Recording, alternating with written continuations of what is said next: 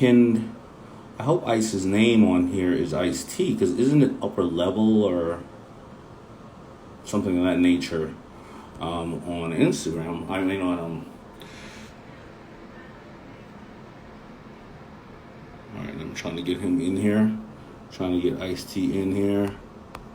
I'm gonna have an amazing conversation with my brother. Terry, go wait. I thought I saw him. Unable to join. It says unable to join for Ice. All right, gotta figure this thing out. I'll call Ice right now.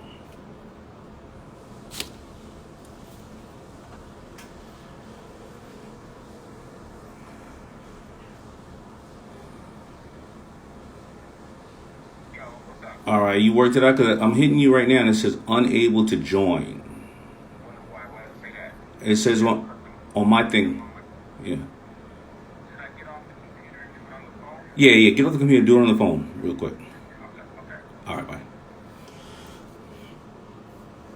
All right, so I'm waiting for Ice T, and of course, we all, I mean, if you don't know who Ice T is, I don't know what planet you on, and I was saying yesterday that a lot of you may think Ice is an actor, but he actually started off as an artist. But I wanted to talk to him as well because I didn't even know Ice served 4 years in the Army. I'm going to give you a little bit of his history. I mean, he lost both of his parents at a young age and then moved to South Central Los Angeles. He served in the U.S. Army, serving this great country of ours for 4 years, and then returned to L.A., where a friend convinced him that he could become a successful rapper. I'm reading his bio right now to all of you. And then came up with the name Ice-T and signed with Sire Records in 1987. Released album Rime Pays that year, which eventually went gold. I don't care if you watching 90s or 80s stuff, you're always going to see something about him, how relevant he is. But more importantly, he recorded the theme song for the movie Colors and released 2 more albums in the late 80s. Left Sire Records, though, after pushback from his song Cop Killer, which he then released. And he went on into having a successful career after that. But think about it, he was released from his label by having the song called Cop Killer, which is, of course, it's not the greatest to hear about killing anybody, but I'm not talking about that aspect of it. But think about it like this: after that, he then became one of the longest running cops on TV, Law and Order. Year 2000, he started that. And if you think about that, how do you make that pivot if you're keeping it real, right? And we're going to talk to Ice about all those things. Let's see if I can get Ice on here now.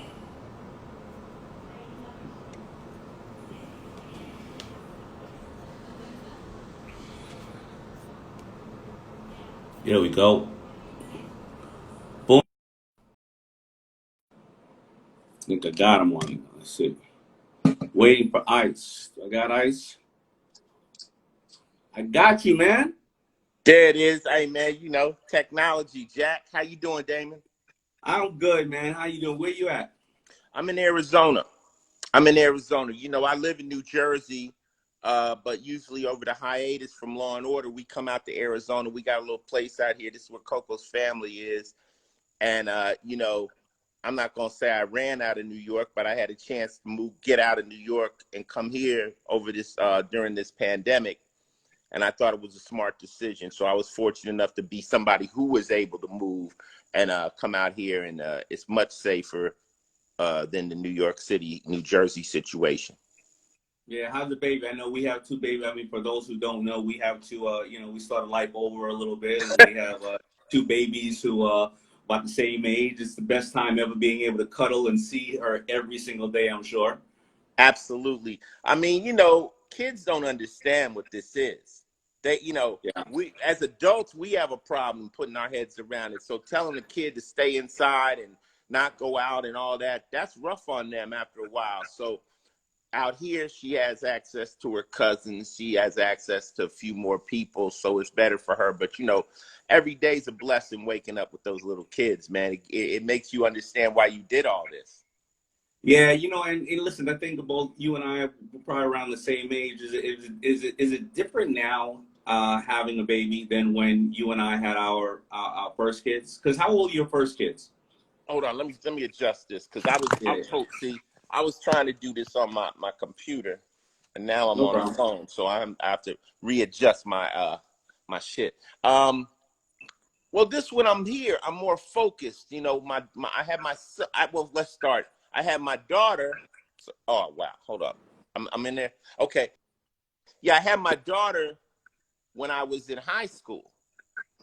You know, Right. so I mean, I was in the streets at the time with my daughter. When I had my daughter, I was actually still hustling. So Mm-hmm. it was what they call presence over presence. You know, I would buy her stuff. She always had the best sneakers, the coolest Fila, everything. But daddy wasn't around. You know, I was in the streets hustling, you know, and that was kind of my first kid. Then my second kid, Lil Ice, I was just becoming Ice-T. So once Right. again, I'm not in the streets, but I'm on tour. I'm running around, you know, doing what new artists do. Now with Chanel, I'm there. I was there all through Coco's pregnancy. I went to the hospital. Chanel still sleeps in the bed with us, man. You know, so this is like I'm on point with this kid, and I'm really at a place where I'm not distracted by the hustle, and I know that she's more important than the hustle at this point in my life. So Yeah. it's a great moment. It's a great time to have a kid. I think when I reflect on it, I look at the same. You know, when my first daughters, I was around 25 years old, and then Fubu was just starting to take off, and I was saying to myself, man, if you know, like any parent, especially a responsible parent, I will sleep in the refrigerator box if I have to make sure that this little baby has what they need. You know what I mean? Right, If right, there right, was a half a bedroom apartment, the mother and the baby can have it. I'm gonna sleep on the street, right? right. And I was wondering how can I work to give this child, again, like you said, presence over being present. And now it's instead of how can I work to give this child, the better things in life, it's how much love can Right. I give this child? And I think that that is an absolute amazing part of, being a father or a parent at this age for me. Well, you know, the craziest thing, Damon, was for me, you know, having a baby, like we say in the second half of life. Muhammad Ali says when a man has a child in the second half of his life, meaning after 50, that it hits a reset button on his life. And I'll never forget the moment Chanel was born. You know what the first thing that came to my brain was? What? I can't die. Yeah, yeah, I can't die. And since then I've been more healthy. I've been in the gym. I started doing things that I wasn't normally doing to take care of myself. And I'm in great shape, you know, right now. People are like, wow, you 62 years old. I'm like, yeah, and I can still bust your ass too. I'm boxing, you know, I got my speed bag up and everything because I don't want to go nowhere. And I'm seeing these young brothers in their 40s passing away. yeah. And I'm like, yo, come on, man. We're not supposed to be checking out that early, man. We got a lot of life to live. So Chanel was like my fountain of youth, honestly. Amazing. So I want to, and so that's a good point, good way to open up the whole thing about power shift. And I was reading your bio. I did not know you were able to serve this great country of ours. And thank you for your service. And on the fact that Memorial Day was yesterday. Yeah. What made you a kid from the streets? What made you want to serve our country? A baby. Here we go. Back to the same thing. That was when I had my first daughter. So I was just coming out of high school. I've been on my own ever since I was 17 years old. You know, I'm an orphan. My mother and father passed when I was my mother passed when I was in the third grade. My father when I was in the seventh. I was shipped to Los Angeles to live with an aunt, and that was not a great relationship. You know, I was just one of those kids sent to a relative that was like, I didn't really ask for this little nigga, you know, like I got him, and it wasn't a good place. So I left that house at 17 with money from Social Security, a little social, $250 a month. That's what I started with, Damon. People say I started with $250 a month, and I've Wow. never dealt with a living relative since. I had a little apartment, and I was still in the 12th grade.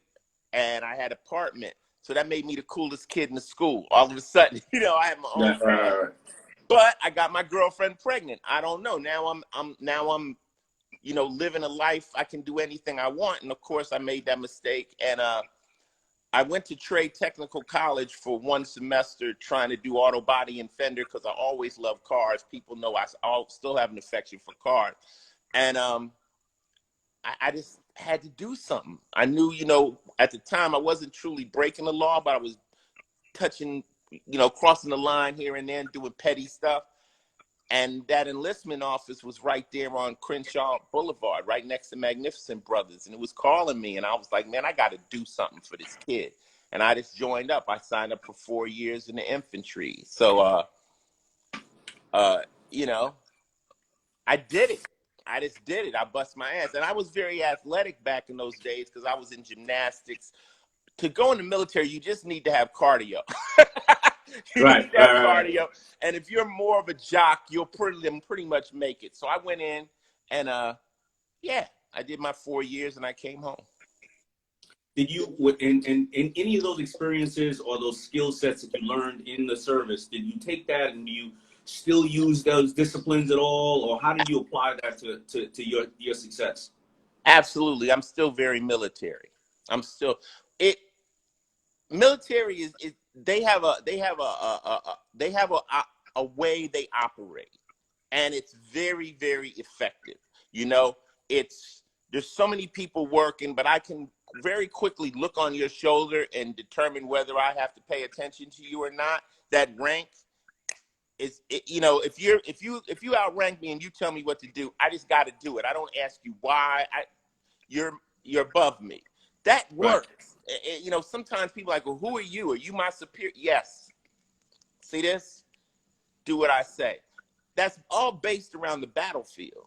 You know, in combat, we can't be asking a bunch of questions, you know, but really just having a mission plan that you're gonna I hear you talk about as far as business, having a plan and following the plan. So every day, like me and Coco will get up really the night before. I say, what are we doing tomorrow? And we'll plan out the day.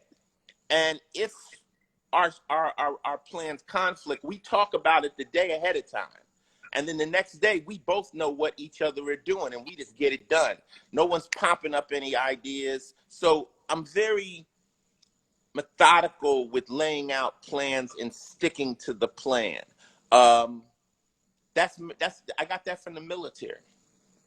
Do you ever realize you got that from there, or as it reflects on you, or because of course, you know, there's some people come out of the military and they don't use those skill sets and apply it, you know? Everybody tells me that. They say, man, you like a sergeant, man. You know, you know, I adapt, overcome, improvise, man. You know, like, but it's all like being a hustler. You know, hustlers don't complain. They don't make excuses. They figure it out. That's what the military teaches you to do.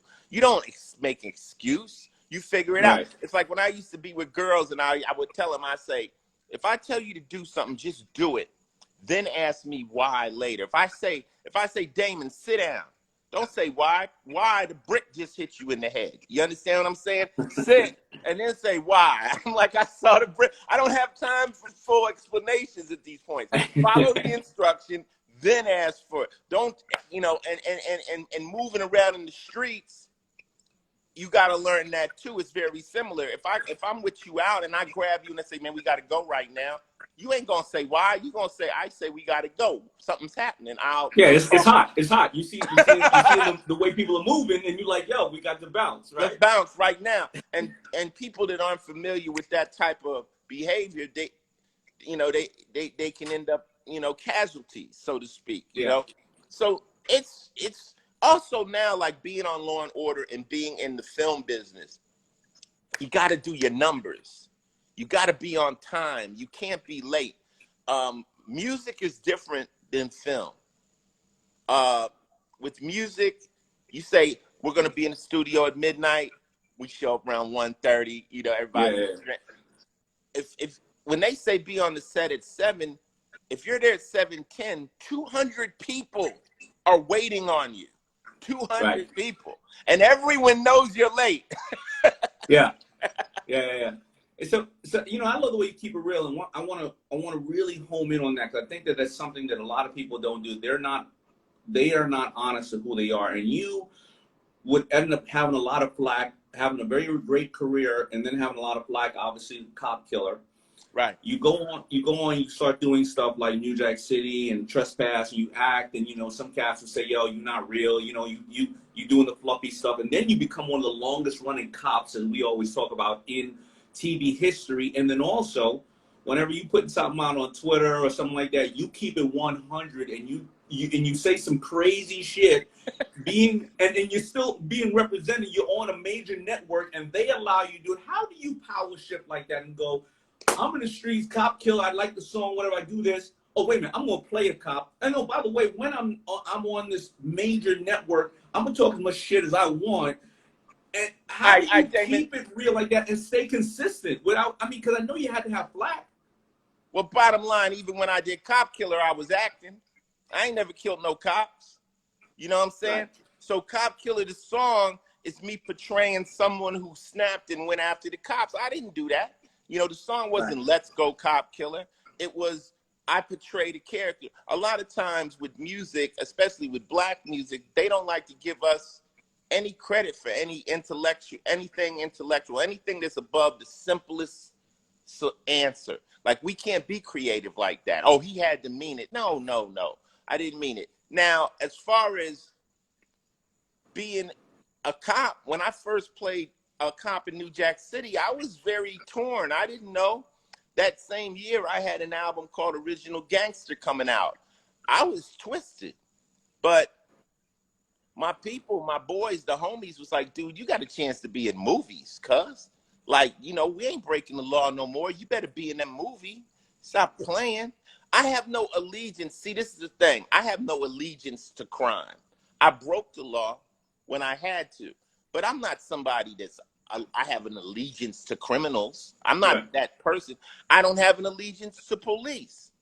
So it's just me, you know, and acting is, the first thing about acting is you're not going to bet to be yourself. Get rid of that. If you're on Shark Tank and somebody comes on there and says, "Hey, I want to be an actor and I can be me," you're like, you don't get the job. When you're an actor, if I say Daymond act, you're going to be a school teacher. You're not going to be you.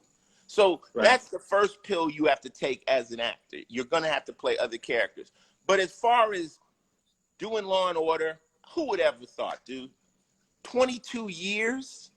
I'm like, my boys are like, yo, you're the greatest. That's the greatest scam ever played in the history of the world. Fuck Kaiser Sosa. You pulled it off. Like the worst guy, the guy that'll come in your house and tie up your family is playing the police. They like... You know, and how I get away with saying shit, I'll use a term that you guys use in business. It's on brand. This is my brand. Now, if Mariska said something I said, it would be a nightmare. But it's me, and I've been talking shit for 30 years. So it's on brand. You know, when Snoop goes off and tells a bitch this, that, and the third, it's on brand. That's Snoop Dogg. So, and he gets a pass. He's up there cooking with Martha Stewart, you know what I mean? And yet smoking a blunt with pimps, and it's on brand. He gets Snoop gets the ultimate pass ever. He can do anything he wants. And it's important for certain people to keep that ability open. You know, like, I never really, like, even when I would make my music, I would always do a nasty record. I would do a political record like Public Enemy, but I would do a dirty record because I always wanted to keep my circle open enough that I was able to be me. Because Ice-T is a very, you know me, but I'm a lot of things. We could get social, political, we could get business, but we can also say, whoa, she got a nice ass. You know, like, we, as a man... I'm all those things. I'm not one of those things. I'm not like, oh, yo, gangster, kill. I'm like, let's take Chanel and the babies out to go play in the park, and let's go through the toy store, and I'm going to pick out more toys than her. Being 100 is truly being real with yourself. And the thing I like about you, Daymond, is you're 100 to me. You know, when people see you on Shark Tank knotted up and they see you sitting up there, you know, doing your thizzle, I'm like, that's a street cat right there. I know Daymond from day one when well, not his day one, but my day one when I met him. He's always been a street cat. And look at him. That's inspirational. For us to act like we not who we are, it doesn't help the youngsters that are the old us. Right. It doesn't help. They think they're special. I'm like, nah, fool. I was sitting on the floor eating cereal too, you know, sleeping, pulling cushions off of the couch to make a bed on the floor. You can't tell me nothing. You know, I've done it. Now I've elevated myself a little. No, that's real. That's real. You know, but a lot of people should take that from them because, you know, so many people are trying to, especially with this day and age, this visual platform, so many people are trying to front and dress themselves as one way when, you know, we keep seeing everybody's sizzle reel on Instagram instead of their blooper reel, and they just don't keep it 100, and they think that that's helping them when it's not. It's actually hurting them because, you know, you're going to pull the skirt up, somebody's going to find out what's going on, and they're going to see right through you, and then what happens then? All that stuff you try to create, it falls to the bottom. You know what I mean? My boy Ben Baller said the new generation is more concerned with looking successful than actually being successful. And I'm like, that's a jewel. I said, I was raised by OGs. A lot of y'all are raised by IG. And right now, we are on IG. So IG says, this is how you are a baller. You get the Lamborghini. But it doesn't say it's okay to rent the Lamborghini. It doesn't say it's okay to floss the fake jewelry. It's you said it exactly. IG and everything is a highlight reel of your life. You know, that moment when the sun is hitting you just right and you look your best, take that picture. You know, and just put them all together and say that's your life. I don't know, Daymond. I really don't know. You know, as I try to connect to this, I'll give you a good example. My son was on IG. He's off of all social media because he said it was messing his head up, right? But he used to post pictures of money. You know how they do? So then he would call me and ask me for money. So I'm like, yo, didn't I just see you with 30 racks? Oh, yo, that wasn't my money, Dad. So then, but what happens if that money's not there when they come for you? Because you were showing those racks. What happens? But that too. So now he's in the marijuana business. He's in California. He's making it. You know, it's legal out there. He got his hustle up. He cut off his Instagram. I'm like, so you don't like to show money anymore?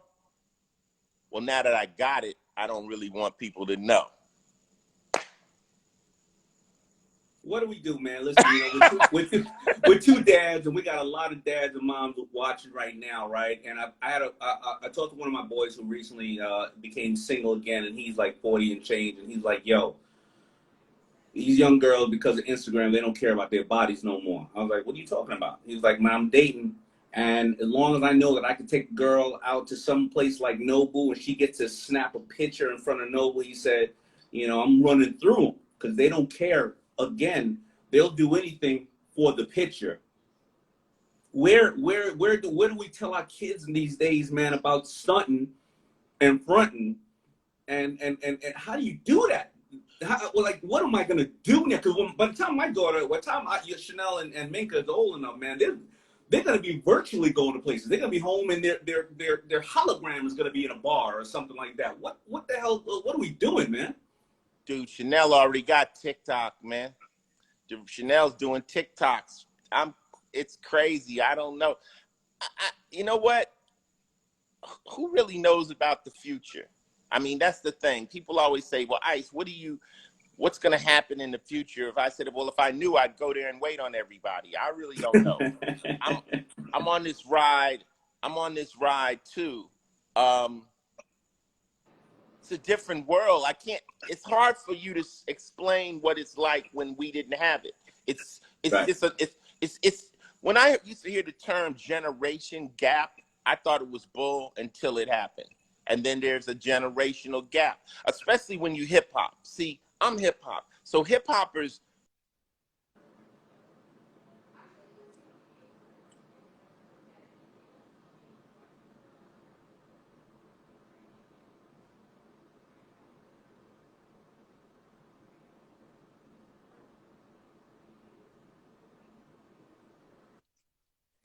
Did I cut off?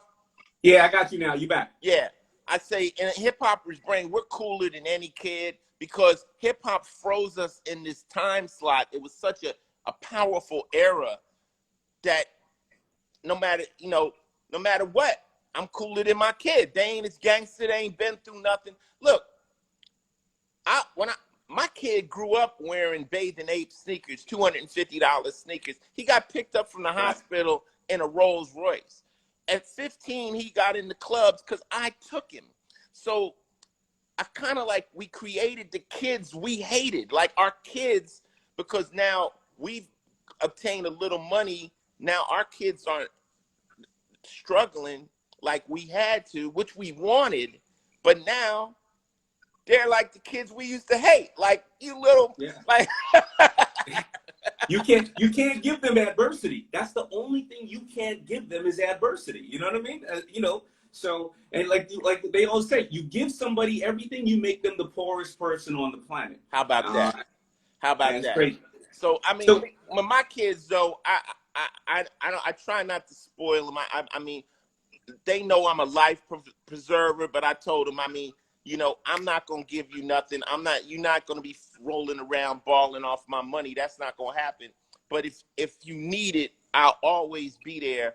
So I'm there to save them. They gotta learn. They don't want it. They don't want to just have it handed out to them. That's corny. And yeah, it's hard, man. It's not. There's no easy solution. This dude hit me the other day on Instagram, no, on Cameo, and he was like, "Ice, I need some advice, man. I'm going through the coronavirus thing right now. I lost my job. I lost this. I lost that. I don't have any money. What do I do?" And I was like, "Dog, I can't even really truly answer that question, man. You know, I'm not going to tell you to go out here and break the law, but at the end of the day, I know that this is a problem many, many people are dealing with. Fortunately, while I've been working, I was able to put a little money away for a rainy day. But, somebody was talking to me, you on Shark Tank, talk always about money. But lady told me, and I was talking to my buddy Guy.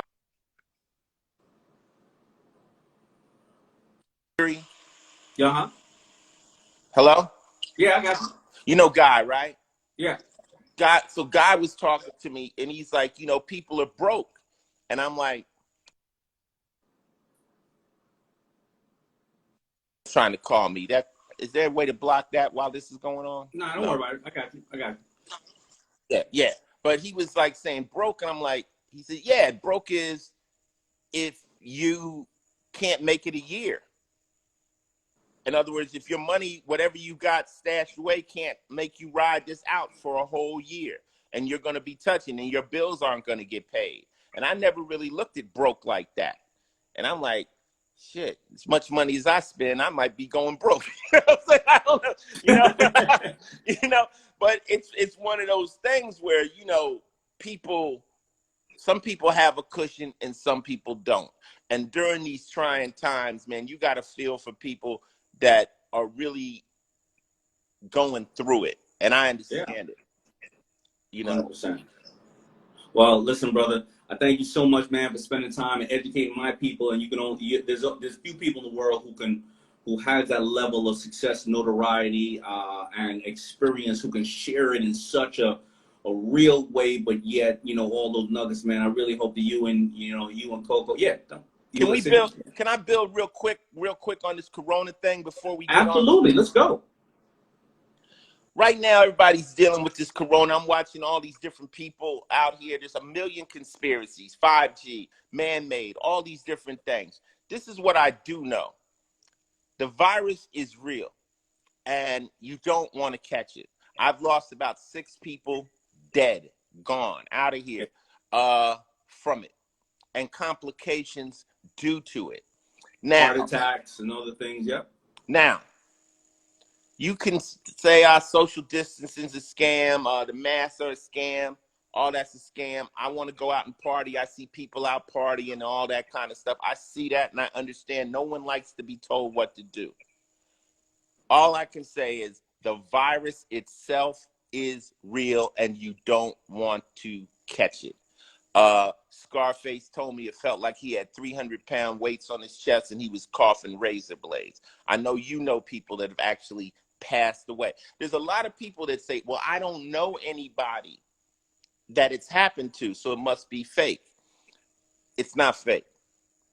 That's all I got to say. I'm doing my best. I don't want to catch it. I mean, that's it. I don't, I'm not 20 years old, but I don't want to catch it. I don't want to be quarantined to where I can't be around my wife, my family, and my kids.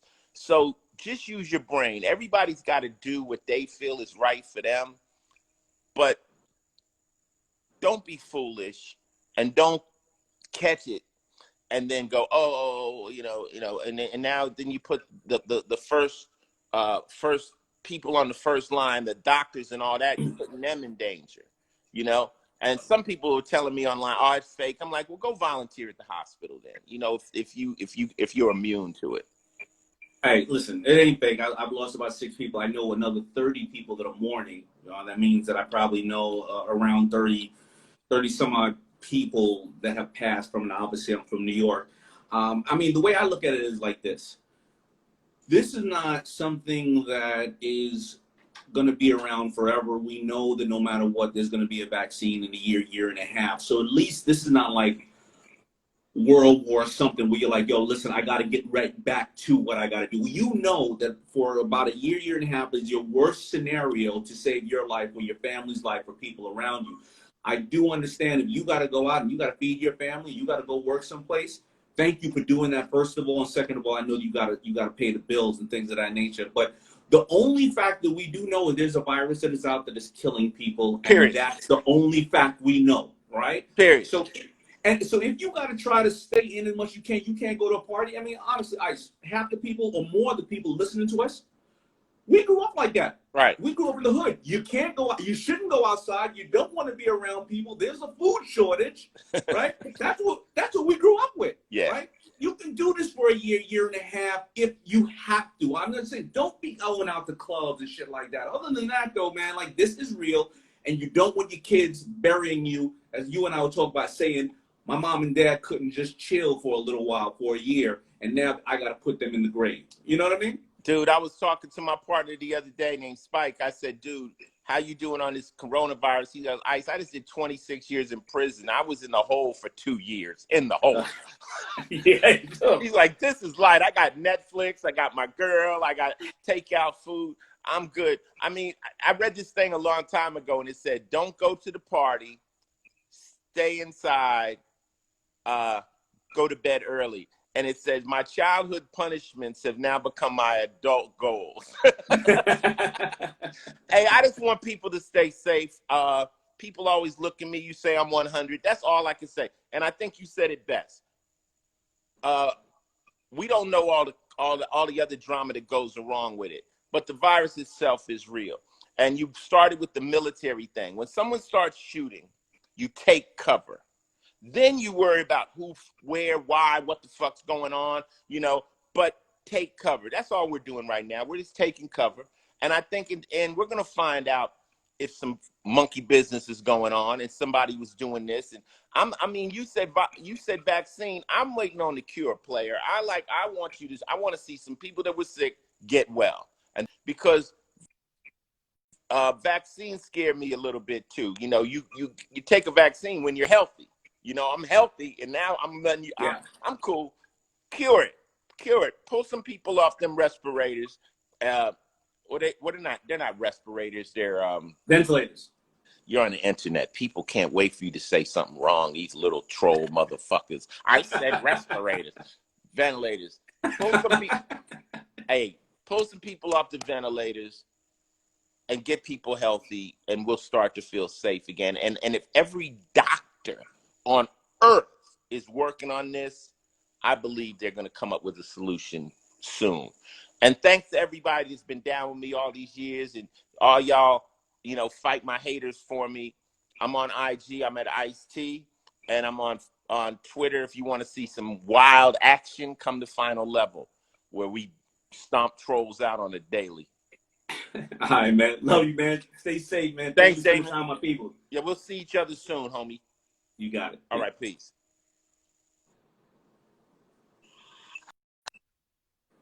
So you can't get it better than that.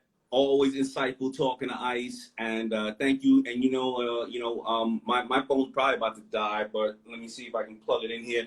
You know where to find me every Monday, every Tuesday. My Monday, at 1 o'clock, and Tuesday at 1 o'clock as well. Tuesday when I interview people, and guys, I want you all to stay safe and stay healthy and be very, very happy with your family. And if you do have to go out, because of course you are on those front lines for us, I thank you very much for what you're doing, and just try to protect yourself. Recently I read a lot of reports that they're really finding that it's easier to catch us through the eyes. So I'm wearing these those big old glasses that look like, when you used to see the people with cataracts. I'm wearing those now, because I guess they say that if it goes in your mouth, of course, you can flush it down, and the acid in your stomach burn it out. In your nose, you obviously have mucus and you have hairs, but your eyes are just an open shield, and it goes in there. So just be careful. I mean, listen, who knows what, and whatever I'm telling you right now may be absolutely wrong, and I'll be telling you something different next week. Hey, I'm just watching the news and sharing it with you. But more importantly, thank you all, and I will see you later. Peace.